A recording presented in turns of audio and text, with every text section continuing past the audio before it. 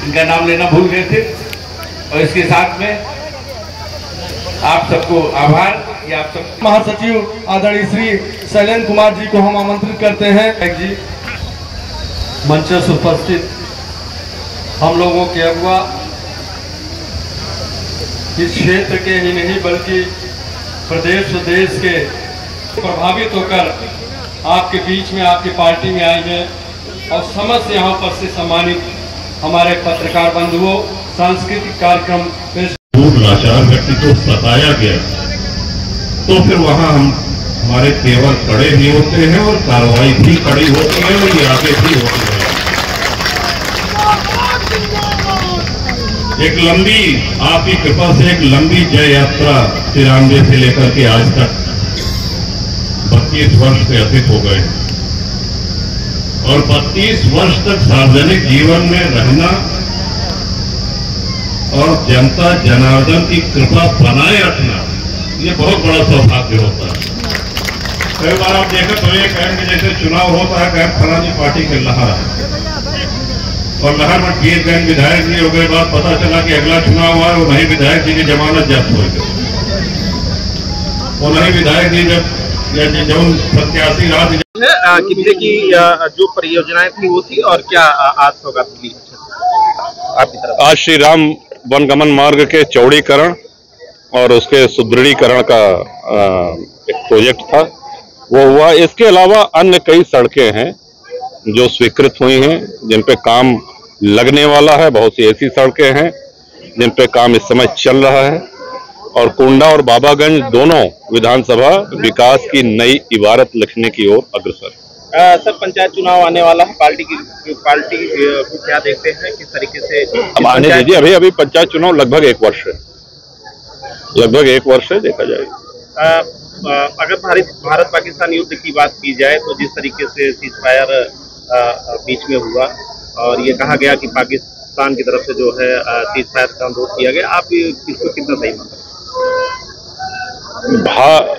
भारत के प्रति पाकिस्तान का रवैया, पाकिस्तान का नजरिया जिस दिन से पाकिस्तान पैदा हुआ है उसका कभी दिल साफ नहीं रहा, इरादा नेक नहीं रहा है। 4 बार तो युद्ध हो चुके हैं और इस युद्ध में जब युद्ध बीत जाता है, जब शांति काल है, तो वो वहां से आतंकवादियों के माध्यम से टेररिस्ट भेज करके और यहाँ पे घटनाओं को अंजाम देता रहा है पाकिस्तान। उसकी नीयत कभी, उस पाकिस्तान का जितनी जल्दी विभाजन हो जाए, जितनी जल्दी जो है खंड खंड हो जाए, उतना ही भारत और भारतवासियों के हित में।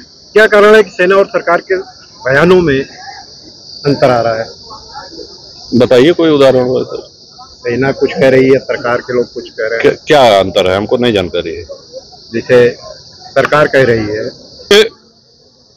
हमारे लिए महत्वपूर्ण यह है कि हमारा देश, हमारी संस्कृति, हमारी धरोहर आज सेना और अर्धसैनिक बलों के कारण सुरक्षित है।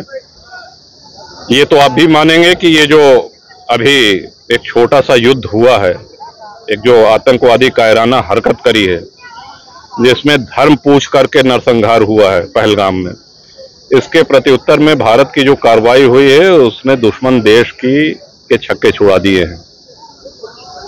क्या नुकसान हुआ है, क्या नहीं है, क्या कीमत चुकानी पड़ी है, यदि चुकानी पड़ी है तो उन शहीद परिवारों को भी नमन है। पुलवामा की घटना के बगल में एक आतंकी देश है जिसकी लंबी सीमा आपके देश से सटी हुई है और जो सोते उठते बैठते 24 घंटा सिर्फ ये सोचता है कि भारत में किस तरह से आतंकवादी घटनाओं को अंजाम दिया जाए, वहां किस तरह से अपने आतंकवादियों को घुसपैठ करा करके वहां पे हिंसा कराई जाए। तो इस तरह की घटना, हाँ, लेकिन हमारे सैन्य बल, हमारे अर्धसैनिक बल ये सजग हैं, मजबूत राष्ट्रीय नेतृत्व भी है और मुंहतोड़ जवाब भी दिया गया है। बहुत बहुत धन्यवाद।